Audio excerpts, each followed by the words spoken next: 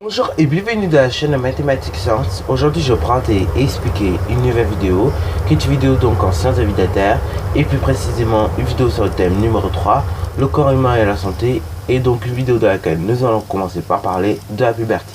Alors donc là il s'agit du dernier thème du programme de SVT, donc après il n'y a plus de thème en SVT, voilà voilà.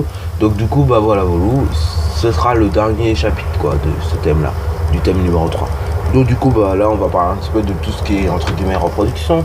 Donc là on va voir le cas des humains. On avait parlé du cas des animaux, maintenant on va s'intéresser au cas des humains. Alors je dis tout de suite, moi je suis pas un monsieur pornographie professionnel, donc le but c'est pas de parler de pornographie là. Le but c'est de voir scientifiquement parlant comment ça marche finalement. Donc voilà voilà. Là on va parler donc du cas des humains, ok. Comment ça se passe.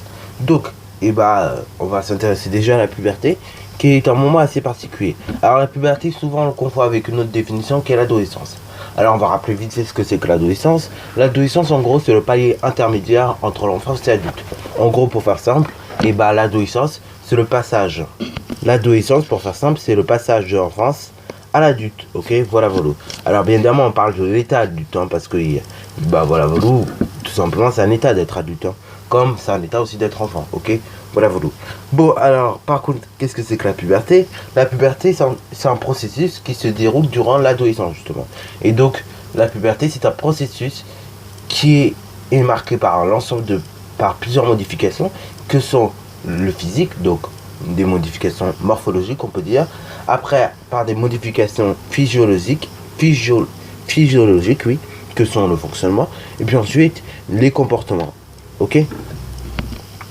Alors maintenant pour rappeler vite fait quelques petites choses, la puberté chez les filles elle commence légèrement plus tôt que chez les garçons et finit légèrement plus tôt que chez les filles, enfin que chez les garçons pardon. Et donc chez les filles la puberté en gros maintenant elle commence à partir de 9 ans pour se terminer à 15 ans, tandis que chez les garçons on est plutôt aux alentours de 11 ans pour finir à 17 ans, ok. Alors oui, vous allez me dire mais vos parents ils ont pas appris ça, vos parents ils ont appris que la puberté commençait à 10 ans ou 11 ans chez les filles pour qu'elle se termine à 17 ans chez les filles. Les garçons nous ont appris que la puberté commençait à 12 ans pour se finir à 18 ans. Oui, c'est vrai. Alors vos parents ils n'ont pas eu totalement tort. Pourquoi? Parce qu'à leur époque justement la puberté commençait à cet âge là. Jusque là avec le temps ça avance tout simplement. Donc c'est pour ça que maintenant vous voyez des enfants qui font entre guillemets des crises d'adolescence alors qu'ils ont seulement que 9-10 ans quoi. C'est normal, c'est parce que la puberté commence plus tôt. Alors bien évidemment ceci n'est qu'une moyenne, parce qu'il y a des enfants la puberté commence beaucoup plus tôt, Par exemple chez les filles il y en a qui commencent à 8 ans, chez les garçons il y en a qui commencent à 10 ans. Et il y en a aussi pour lesquels la puberté commence plus tard. Par exemple il y a des filles la puberté commence à 11 ans et des garçons la puberté commence à 13 ans. Bon en tout cas, ce qui va faire démarrer la puberté, on en reparlera dans une prochaine vidéo, c'est au niveau des appareils reproducteurs. Ok, donc on en reparlera dans de prochaines vidéos. Mais en gros, retenez juste que la puberté, en gros, elle commence en moyenne de 9 à 15 ans. Enfin, elle va de 9 à 15 ans pour les filles. Et pour les garçons, elle va de 11 à 17 ans. Ok, voilà, retenez juste ça. Après, pour comment elle se déclenche la puberté, on aura le temps d'en reparler dans une prochaine vidéo avec la notion d'hormone. Alors du coup, voilà, je voulais quand même, une fois qu'on a parlé de puberté, ça serait quand même intéressant de voir justement qu'est-ce qui change à la puberté et quelles sont les modifications quoi. Alors déjà garçon comme fille vous avez un pic de croissance, ok, plus ou moins énorme, mais tous les ans en gros vous grandissez, waouh, incroyable. À cet âge là on a des pics de croissance qui font qu'on grandit plus vite. Donc au niveau des garçons maintenant, vous avez un élargissement des épaules et de la cage thoracique, ok. Donc c'est ça qui explique pourquoi les garçons tout petits ils peuvent pas porter un sac de riz alors que plus grands ils peuvent carrément mettre le sac de riz sur l'épaule, parce qu'en fait les épaules s'élargissent à la puberté, ok. Et donc c'est pour ça c'est intéressant aussi à ce moment là de bien former ses épaules et tout pour qu'ils soient solides et résistants, comme ça après quand vous serez plus grand ça sera bien. Alors bien évidemment un conseil aussi que je donne aux garçons au niveau du sport, enfin de la musculation plutôt, parce qu'en réalité le sport on peut toujours en faire, mais au niveau de la musculation faites bien attention à ne pas en faire de trop, afin de pas perturber la croissance quoi, de pas la ralentir, parce que si vous la ralentissez du coup il y a des choses qui vont pas aller, donc voilà.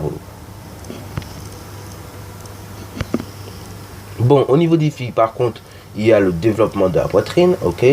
Pour les garçons, toujours le développement des muscles, c'est-à-dire, en gros, ils s'élargissent également, ils grossissent, hein, et ils prennent du coup de la masse. Voilà, voilà. Pour ça que ça explique pourquoi les garçons ont de plus en plus de force, et que par moments ils font mal, mais ils comprennent eux-mêmes pas, parce que tout simplement les muscles ils ont, comment dire, ils ont grossi, comme le corps grossit lui-même. Alors, chez les filles, il y a l'élargissement du bassin et l'affinement de la taille. Donc c'est pour ça que généralement à l'âge de 12 ans, on vous demande d'être maigre, de pas trop manger, parce que en fait, le but quand vous serez plus grande, le but ce serait que vous soyez fine. Enfin, en gros, la société voudrait que vous soyez fine, et puis que après, vous ayez finalement ce truc qui, enfin normalement, que vous soyez fine en tout cas, c'est ça qu'on vous demande. Alors oui, bien évidemment, c'est comme ça, normalement ça doit se passer, mais après c'est vrai qu'il y a toujours des cas particuliers. Et là, bon, voilà quoi. Après chacun fait son choix, mais normalement, souvent on voudrait que la fille soit fine. Enfin, en tout cas, nous c'est comme ça. Après, il y a des pays où aussi, voilà, on a tendance à voir la femme comme, on va dire, désolé de dire ça, et désolé du terme que je vais employer, mais comme une grosse vache, désolé de le dire, mais c'est vrai. Parce qu'il y en a, ils aiment bien les femmes qui sont un peu remplies, quoi.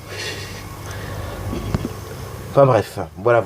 Bon, également au niveau des garçons, vous avez le développement de la pilosité, donc au niveau des selles, du pubis, et puis également au niveau du visage, hein, parce que on peut voir la petite barbe qui apparaît de temps en temps, et puis également sur tout le reste du corps, ok. Pour les filles, c'est pareil, vous avez le développement de la pilosité, mais au niveau seulement des aisselles et du pubis, ok. Voilà. Pour les garçons, c'est là où ça va être intéressant, enfin c'est là où vous allez pas être très content et vous allez être dégoûté si ça vous arrive un jour. Généralement ce genre de choses chez les garçons ça arrive dans les rêves et c'est dû à des hormones, voilà. Donc on en reparlera dans des prochaines vidéos comment ça marche, mais du coup ce genre de choses apparaissent dans les rêves généralement, je vous dis, et donc c'est dû à des hormones qui circulent. Donc du coup chez les garçons on a apparition des premières éjaculations, ce qui libère du sperme, ok. Voilà, alors là je sais je vais en dégoûter certains, mais c'est pas grave. Donc je vous dis tout de suite, les garçons c'est vrai. C'est-à-dire vers l'âge de 13-14 ans à peu près, vous avez des premières éjaculations qui apparaissent, ok. Et du coup voilà, ça libère du sperme. Et du coup en fait ça c'est dû à des hormones qui circulent dans votre cerveau. Voilà, pour aller vers un organe, et puis après, pour faire la sortie tout simplement. Alors chez les filles c'est un peu, enfin c'est pas que c'est un peu plus complexe, parce que ça apparaît pas lors d'un rêve ou d'un plaisir, c'est encore plus complexe encore, mais vous avez apparition de premières règles. Alors les règles, je rappelle vite fait ce que c'est en gros quand vous avez du sang qui sort tout simplement. Voilà. Alors ne soyez pas dégoûtés de ça, c'est un processus naturel. C'est comme chez les garçons, ne soyez pas dégoûtés qu'il y ait du sperme qui sorte ou un liquide chelou qui sort, et c'est normal, parce que tout simplement, c'est normal, c'est le processus biologique, et ça fait partie de la vie. Chez tous les animaux, vous avez ça quasiment, ok. Alors après, chez les garçons comme les filles, vous avez la mue de la voix, donc la voix qui change légèrement. Vous avez de l'acné vulvénile, donc en gros des boutons sur le visage, et des changements de personnalité. C'est-à-dire, avant il y avait des choses qu'on aimait bien, maintenant on aime moins ces choses-là, pour s'intéresser à d'autres choses, ou ainsi de suite, ok. C'est pour ça d'ailleurs qu'on voit des filles qui tombent amoureuses très vite, de garçons par exemple, ou des garçons qui aimaient tomber amoureux et qui bizarrement ont fait une chute, ou ainsi de suite, bref. Il y a tout plein d'exemples comme ça, pour parler des changements de personnalité. Alors, du coup, également, au niveau des éjaculations ou bien des premières règles, c'est ça en fait qui va faire que finalement, à ce moment-là, à la puberté, vous allez devenir apte à vous reproduire. Donc c'est là, on va en parler dans notre prochaine vidéo, il faut absolument se protéger. C'est un conseil que je vous donne, surtout si vous êtes trop proche de gens, en général, vous mieux se protéger, il faut avoir un truc, mais il faut se protéger, ok. Parce que sinon vous faites n'importe quoi en général, surtout les garçons. Après chez les filles encore ça va, c'est contrôlé. Mais chez les garçons c'est pas toujours contrôlé, donc faut faire attention, surtout à ça, genre on peut devenir fou, on peut faire n'importe quoi. Donc on fait pas n'importe quoi, on réfléchit, ok. Voilà. Bon, donc voilà. Et puis je vous dis, c'est au moment de la puberté que vous devenez apte à vous reproduire. Donc voilà, ne faites pas n'importe quoi. Et comme je vous dis, protégez-vous, parce que sinon vous êtes dans la merde. Et du coup vous allez faire un bébé. Et là par contre ça va être très joli à voir, quoi. Alors du coup les organes reproducteurs des garçons comme des filles ne sont pas forcément les mêmes. Donc du coup ce que je vais faire, je vais vous montrer très rapidement les organes reproducteurs de l'homme. Donc l'homme c'est là. Donc du coup voilà, c'est un conseil, il faut les apprendre. Pour une simple raison, c'est que tout simplement, c'est un sujet qui pourrait très bien tomber au brevet. Donc là, vous avez des numéros, vous avez des gens à chaque numéro, donc je vais les reprendre très vite fait. Donc ici, au numéro 1, donc le numéro 1, c'est tout à fait... Donc ici, vous avez les testicules, ok, donc il y en a 2. Ensuite, au numéro 2, vous avez l'épiderme, ok. Après, vous avez le canal... Vous avez le canal déférent, donc le spermidocite, ok, qui permet les circulations de sperme. Après, vous avez la vésicule séminale, ok, donc la vésicule séminale qui est là. Ensuite, vous avez la prostate, donc la prostate qui est là. Puis l'urètre, donc l'urètre ici. Et puis enfin, l'urogénital, ok. Voilà, le numéro 8, donc ici, vous avez le pénis. Le 9, à côté, vous avez l'os, donc le pubis. Ensuite, la vessie ici. Le gros intestin qui est pas loin, qui est ici. Et ensuite, la colonne vertébrale qui est juste derrière. Et puis ensuite, la bourse. Alors, la bourse, elle est où? Elle se situe donc sur un schéma comme ceci. Elle se situe ici. Et puis ensuite, vous avez le gland. Voilà. Alors là, bien évidemment, un conseil, vous pouvez les apprendre tranquillement. Alors là, bon, je vais pas en faire plus. Hein. Voilà, c'est des choses à apprendre pour les prochains chapitres et pour bien comprendre après. Ok? C'est un conseil que je vous donne. Alors, vous apprenez pas, c'est votre problème. Mais moi, je vous conseille de les apprendre. Alors, après, on va passer vite fait l'appareil reproducteur de la femme aussi. Voilà. Alors, pareil, là, je fais vite fait, mais voilà, c'est un truc que je vous conseille de l'apprendre. Alors, du coup, appareil reproducteur de la femme. D'ailleurs, il y a eu plein de critiques à la télé il n'y a pas longtemps. Je crois que c'était il y a 2 mois, oui. C'était fin avril. Fin avril, il y avait des critiques sur ce qu'on montrait au collège au niveau du clitoris. C'est-à-dire, en gros, on ne montrait pas vraiment la vraie forme du clitoris. Et ça, je trouve ça, c'est vrai que c'est bien d'avoir fait des critiques là-dessus, mais je trouve ça dommage en fait qu'on puisse pas vraiment montrer la forme exacte. Parce que chez les garçons, je veux dire, on n'oublie aucune chose. Alors que chez les filles, souvent, on oublie des choses. Enfin, ça arrive dans certains schémas, en tout cas, dans certains livres, on oublie certaines choses, comme le clitoris aussi. Donc bon, je vous montre rapidement les organes reproducteurs de la femme. Et du coup là, vous avez de la chance, c'est le clitoris aussi, ok. Bon, le clitoris, du coup, pour ceux qui veulent savoir, c'est ça, c'est le numéro 8. En gros, c'est un organe qui donne du plaisir à la femme. Et c'est pour ça, et il y a certains pays, notamment des pays arabes, qui veulent couper le clitoris des femmes pour qu'elles n'aient pas de plaisir. Alors moi, personnellement, j'entends un truc comme ça m'énerve. Parce que personnellement, avoir du plaisir, c'est quand même un truc incroyable. Hein, les garçons, ils ont droit au plaisir. Hein. Ils se font très bien plaisir avec les hormones, tout ça, qui partent d'un organe à un autre. Et du coup, voilà, ils ont du plaisir en permanence. Voilà, et puis ça fait faire n'importe quoi. Alors je vois pas pourquoi les filles, on voudrait leur couper leur clitoris. Hein, parce que c'est leur organe qui permet aussi d'avoir du plaisir, de procurer le plaisir. Dans ce cas, je trouve ça dommage qu'on veuille couper ça. Personnellement, je serais dans ces pays-là, je serais en train de combattre pour ça. Parce que franchement, je veux pas faire de mouvements graves. Enfin, je veux pas faire un mouvement non plus extraordinaire. Mais c'est vrai que quand même, nous les garçons, on arrive à avoir du plaisir en permanence. Donc je vois pas pourquoi les filles aussi n'auraient pas droit au plaisir qu'ont les garçons avec leurs organes, quoi. Donc tout ça pour vous dire, donc, voici les organes reproducteurs de la femme. Donc ici vous avez l'ovaire, ok. Là, la trompe de Fallope. Ensuite, vous avez l'utérus, ok. Donc l'utérus qui est ici. Ensuite, vous avez le col de l'utérus qui est par là, ok. Le vagin, donc le vagin qui est lui par contre, le vagin qui lui est par là. Ensuite, vous avez l'office vaginal, donc celui-là.